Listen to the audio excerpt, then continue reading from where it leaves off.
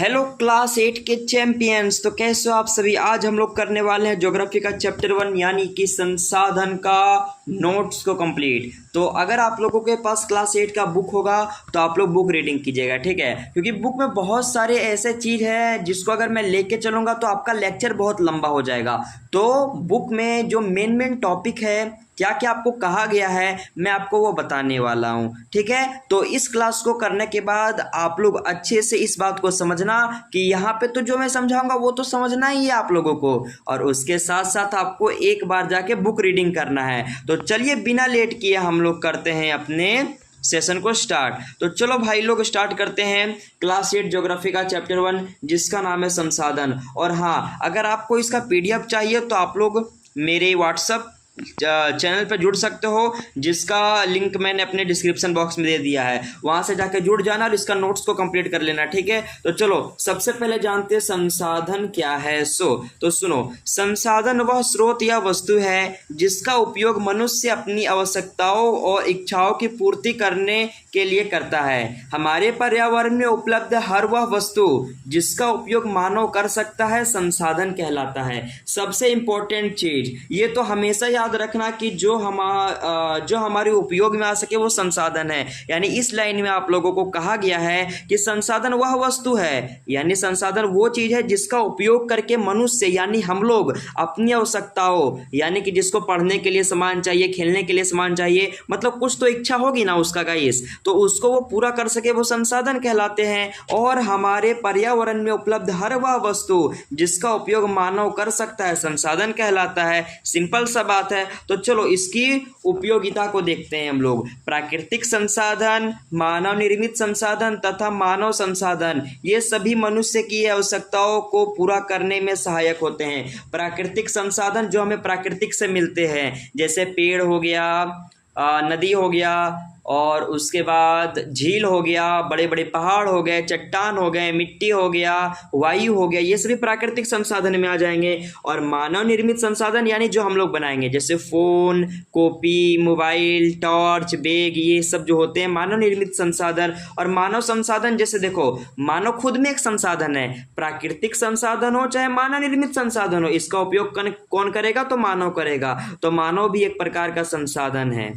ये सब चीज़ों को याद रखना कि ये प्राकृतिक संसाधन, मानव निर्मित संसाधन और मानव संसाधन, ये किसी चीज़ को पूर्ति करते होंगे और बस यही संसाधन कहलाएंगे।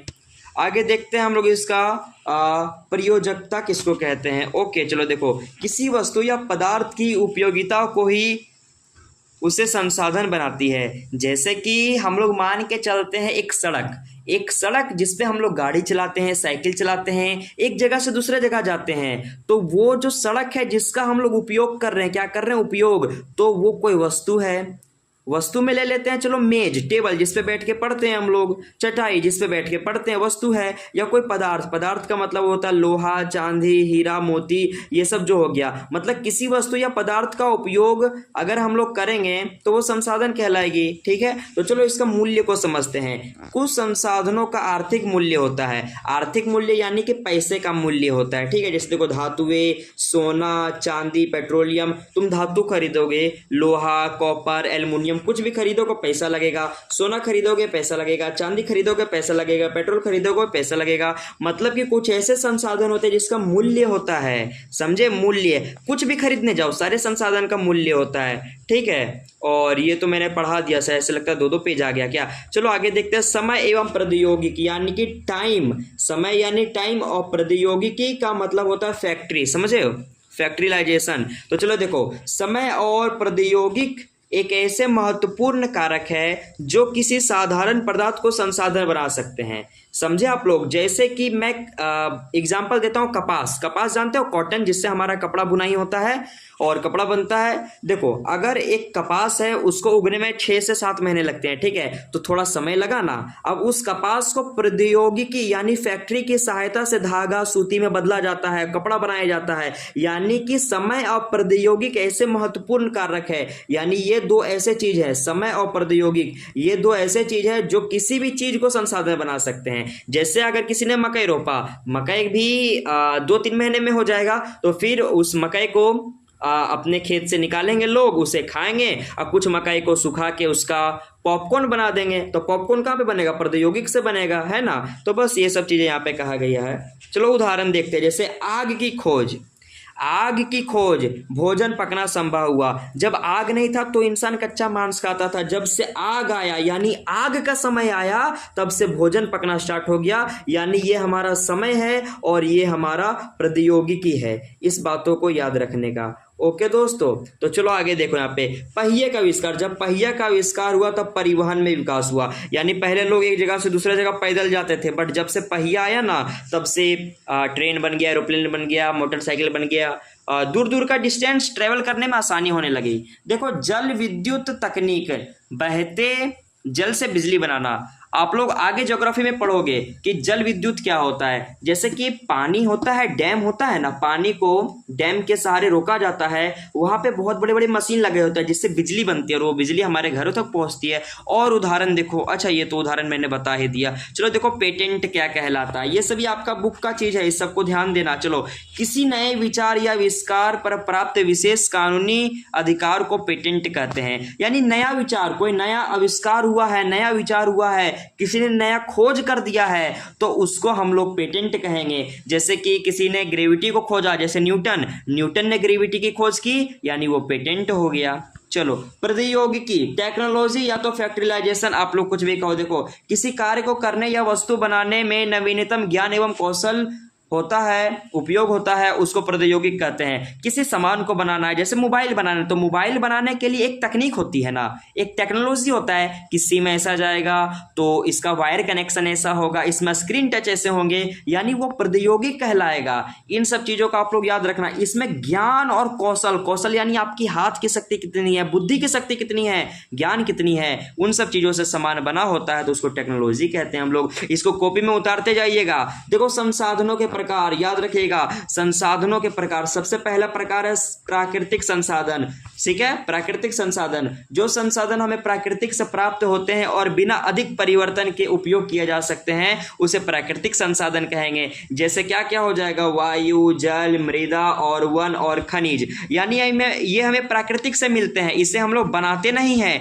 ये हमें प्राकृतिक से मिलते हैं और ये अधिक परिवर्तन में उपयोग किए जाते हैं, ठीक है। वायु तो जानते हो, जल भी जानोगे, मृदा यानी मिट्टी होगा, वन यानी जंगल, खनिज यानी सोना चांदी हीरा मोती, ये सभी प्राकृतिक संसाधन। एक आता है वास्तविक संसाधन, ठीक है। वास्तविक संसाधन क्या होता है वो देखो, वे संसाधन जिनकी मात्रा ज्ञात है तथा जिनका वर्तमान में उपयोग किया जा रहा है वो वास्तविक संसाधन होते हैं। जैसे कि अगर हम लोग बात करेंगे कि जैसे झारखंड में बहुत प्रकार की फसल होती है, तो यह वास्तविक संसाधन है क्योंकि यहाँ फसल हो रही है, यहाँ पे मिट्टी एक संसाधन है और मिट्टी का उपयोग किसी भी फसल को उगाने के लिए किया जा रहा है तो वास्तविक संसाधन हो जाएगा। अगर हम लोग बोलेंगे राजस्थान जहाँ पे सौर ऊर्जा का बहुत भरपूर मात्रा है, ठीक है, लेकिन वहां पे ऐसा कोई तकनीक, ऐसा कोई टेक्नोलॉजी नहीं है जिससे हम लोग सौर ऊर्जा को बहुत ही अच्छे तरीके से अपने उपयोग में ला सकें, तो वो वास्तविक संसाधन नहीं होगा। बट अभी के टाइम पे जो संसाधन हम लोग यूज कर रहे हैं, जैसे जूता, चप्पल, पढ़ाई लिखाई के लिए सामान, वो वास्तविक संसाधन है। देखो महाराष्ट्र के दक्कन पठार की काली मिट्टी, महाराष्ट्र के दक्कन पठार की काली मिट्टी में कपास की खेती सबसे ज्यादा होती है, याद रखने का। और यही हो जाएगा तुम्हारा वास्तविक संसाधन का उदाहरण। प्राकृतिक संसाधन और वास्तविक संसाधन, दो संसाधन क्लियर हैं। अब संभाव्य संसाधन यानी कि पोटेंशियल रिसोर्सेज, देखो वे संसाधन जिनका भविष्य में उपयोग किया जा सकता है लेकिन जिनकी पूरी मात्रा अभी तक नहीं है। यानी कि एक ऐसा संसाधन है ना जो हम लोग यूज नहीं करेंगे, हमारे आने वाले जो जनरेशन है, हमारे आने वाले जो बच्चे वो इनका उपयोग करेंगे, लेकिन हमारे पास कुछ ऐसा तकनीक नहीं है जिससे आज हम लोग इसका उपयोग कर सकते हैं, ठीक है। देखो लद्दाख का यूरेनियम, लद्दाख आप लोग जानते हो जम्मू कश्मीर के पास है और यहाँ पे यूरेनियम एक ऐसा चीज है जिससे हम लोग बम ये सब बना सकते हैं। बट हमारे पास कोई ऐसा टेक्नोलॉजी नहीं है कि हम लोग लद्दाख से यूरेनियम को निकाल सके, लेकिन अब भविष्य में इसका उपयोग होगा। और उदाहरण देखो, ये वाला तो हो गया संभाव्य संसाधन, ये भी हो गया, ठीक है। हाँ चलो देखो उत्पत्ति के आधार पर, देखो प्राकृतिक संसाधन 3 प्रकार के होते हैं, ठीक है, इस बात को याद रखना। प्राकृतिक संसाधन कितने प्रकार के होते हैं दोस्तों? एक मिनट। प्राकृतिक संसाधन कितने प्रकार के होते हैं, कहाँ गया, हाँ 3 प्रकार के। देखो संसाधनों के प्रकार है ना, तो संसाधनों के प्रकार में आ जाएगा प्राकृतिक संसाधन, वास्तविक संसाधन, संभाव्य संसाधन, ठीक है।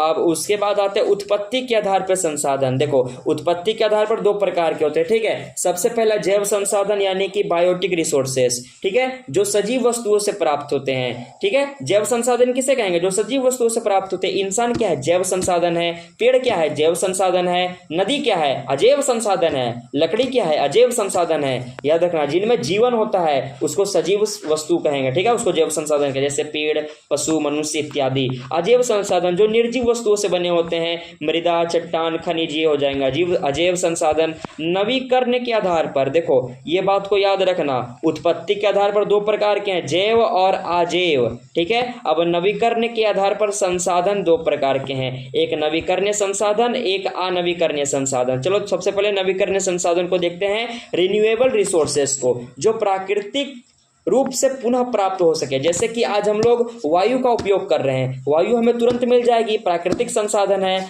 और हम लोग मिट्टी का उपयोग करते हैं, मिट्टी तुरंत मिल जाएगी, उपयोगी संसाधन है। अब कुछ ऐसा संसाधन है जिसका उपयोग कर लें, उसको बनने में लाखों करोड़ों साल लग गया, उसको अनवीकरणीय कहेंगे, जो आगे आने वाला। देखो जैसे सौर ऊर्जा, पवन ऊर्जा, जल, जंगल, ये सब जो होते हैं ना, तो ये सब नवीकरणीय संसाधन होते हैं। यहाँ पे नवीकरणीय संसाधन होते हैं। इसके साथ ये देखो, यदि इनका अत्यधिक उपयोग किया जाए तो इनके भंडार पे कोई प्रभाव नहीं पड़ेगा। अगर हम लोग ज़्यादा से ज़्यादा वायु का उपयोग करेंगे, जल का उपयोग करेंगे, लेकिन करना नहीं है, बस थोड़ा समझो, करना नहीं है। अभी के टाइम पे कमी है लेकिन करना नहीं है ये सब चीज़ें। अगर मान के चलो किताबी भाषा में देखें तो ये सब संसाधन खत्म नहीं होने वाले, भंडार है, बहुत सारा संसाधन है। चलो नवीकरणीय संसाधन को देखते हैं, जिनके भंडार सीमित होते हैं तथा दोबारा बनने में हजारों वर्ष लगते हैं, उसे अनवीकरणीय संसाधन कहेंगे। आराम से आप लोग नोट्स बना के लिख लेना, ठीक है।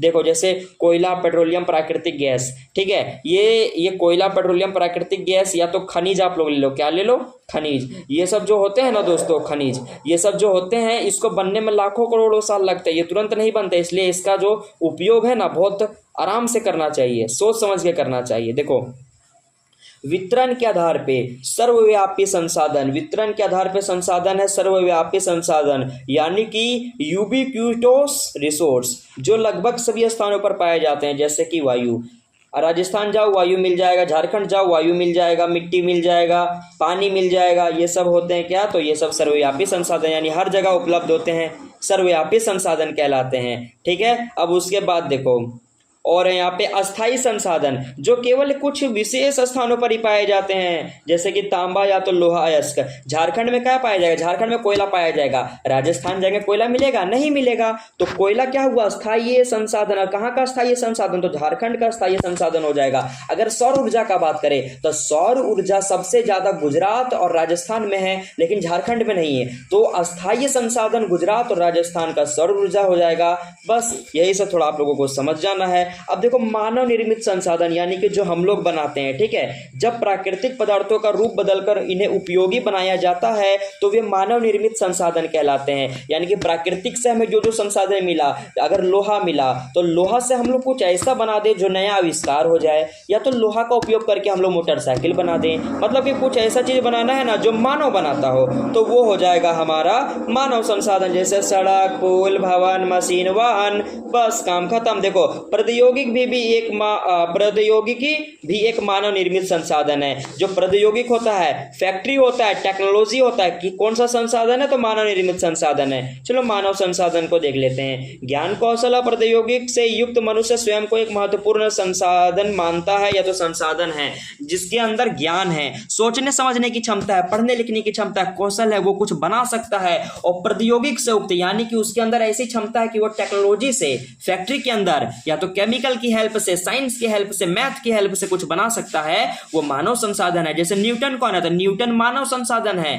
हम लोग कौन है, तो हम लोग पढ़ाई कर रहे हैं, तो पढ़ाई एक संसाधन जिसका उपयोग कर रहे हैं, तो हम लोग मानव संसाधन कहलाएंगे। मानव संसाधन का विकास, देखो लोगों के ज्ञान, शिक्षा, कौशल और क्षमता में सुधार करना मानव संसाधन विकास कहलाता है। लोगों को पढ़ा लिखा के ज्ञानी बनाना, लोगों को शिक्षित बनाना, लोगों के अंदर कुछ स्किल डालना, लोगों की क्षमता के अनुसार उसमें अगर सुधार किया जाए तो मानव संसाधन कहलाएगा। जैसे कि कोई इंसान खेलने में तेज है तो वो खेलने में तेज है तो वो खेल खेल के अगर नाम कर जाएगा तो वो मानव संसाधन का विकास होगा, यानी खेल का विकास हुआ एक तरह का तरीके से।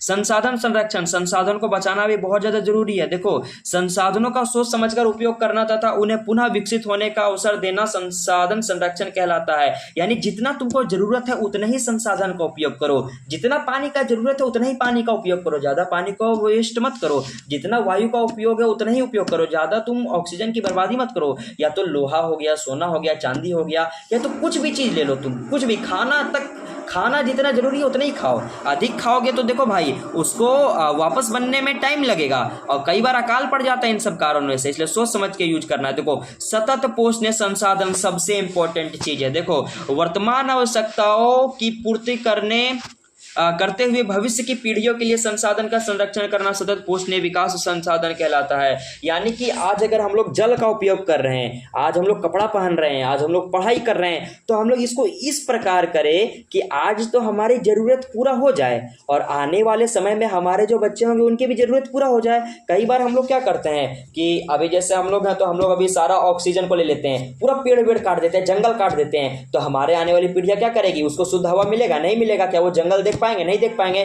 तो देखो, उन सभी को सोचते हुए सतत पोषणीय संसाधन को रखा गया है। यानी ये एक प्रकार का ऐसा संसाधन जिसमें आज की आवश्यकताओं को तो हम पूर्ण कर सकते हैं, लेकिन आने वाली पीढ़ियों के लिए वो संसाधन बचे रहें, सतत पोषणीय संसाधन कहलाएंगे।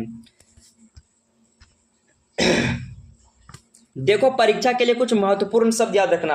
संसाधन किसे कहते हैं? प्राकृतिक संसाधन क्या है? वास्तविक संसाधन, संभाव्य संसाधन, जैव संसाधन, अजैव संसाधन, नवीकरणीय संसाधन, अनवीकरणीय संसाधन, सर्वव्यापी संसाधन, स्थानीय संसाधन, मानव संसाधन, मानव निर्मित संसाधन, संसाधन संरक्षण, सतत पोषणीय विकास संसाधन, पेटेंट, प्रौद्योगिक। इन सब चीजों को याद रखना। तुम लोग क्या करना? इन सब चीजों को याद रखना। यही तुम्हारा मेन चीज है पूरा चैप्टर में। अभी जो तुम लोगों को पढ़ाए हैं ना दोस्तों, वही है ये पूरा चैप्टर में जो तुम लोगों को पढ़ाए हैं वही, और ये सब चीजों को याद रखना है। तो चलो आज थोड़ा क्लास टेस्ट हम लोग कर लेते हैं, देखते हो कौन कितना पढ़ा है। ठीक है, चलो देखो, 10 MCQ है जिसका आंसर आपको करना है। संसाधन किसे कहते हैं? केवल पेड़ पौधे को, केवल खनिजों को, वह वस्तु जिसका उपयोग मनुष्य अपनी आवश्यकताओं की पूर्ण करने हेतु करता है, या तो केवल जल को। तो संसाधन किसे कहेंगे? तो संसाधन कहेंगे वह वस्तु जिसका उपयोग मनुष्य अपनी आवश्यकताओं की पूर्ति करने हेतु करता है, उसे हम लोग संसाधन कहेंगे। ठीक है, तो देखो यहाँ पे आप लोगों के लिए बहुत सारे क्वेश्चन छोड़ दिए गए हैं। निम्नलिखित में से कौन सा प्राकृतिक संसाधन है? प्राकृतिक संसाधन का मतलब होता है कि जो प्राकृतिक से मिले, सड़क, पुल, वायु, मशीन। इसका आंसर कमेंट में दो, इसका आंसर कॉपी में लिखो। निम्नलिखित में कौन सा प्राकृतिक संसाधन है? सड़क, पुल, वायु, मशीन। अच्छा, ये तो वही है, तो आंसर दे देना इसका। संभाव्य संसाधन का उदाहरण है डक्कल पठार की काली मिट्टी, लद्दाख का यूरेनियम, सड़क भवन। तो संभाव्य संसाधन किसे कहेंगे? पीछे थोड़ा करो और आराम से देखो और इसका आंसर दे दो। जैव संसाधन किसे कहते हैं? इसका आंसर दो तुम लोग। निम्नलिखित में से कौन सा अनवीकरणीय संसाधन है? जल्दी से इसका आंसर दो, कमेंट में दो या तो कॉपी में दो। चलो, सर्वव्यापी संसाधन का उदाहरण है, फटाक से मानव निर्मित संसाधन का उदाहरण है। जल्दी करो, नेक्स्ट टाइम बता दूंगा आंसर, जल्दी करो। पेटेंट का संबंध किससे है? जल्दी करो। संसाधनों का सावधानी पूर्वक उपयोग क्या कहलाता है? जल्दी बोलो। तो सावधानी पूर्वक अगर उपयोग करेंगे उसका तो संसाधन संरक्षण कहलाएगा। ऑप्शन बी आंसर हो जाएगा। वर्तमान आवश्यकताओं की पूर्ण करने हेतु भविष्य के लिए संसाधनों का संरक्षण क्या कहलाता है? सबसे इंपॉर्टेंट चीज है। तो आपको ये ABCD क्या लगता है? कमेंट में जरूर बताएं। मिलते हैं नेक्स्ट सेशन में, तब तक के लिए आप लोगों को गुड बाय।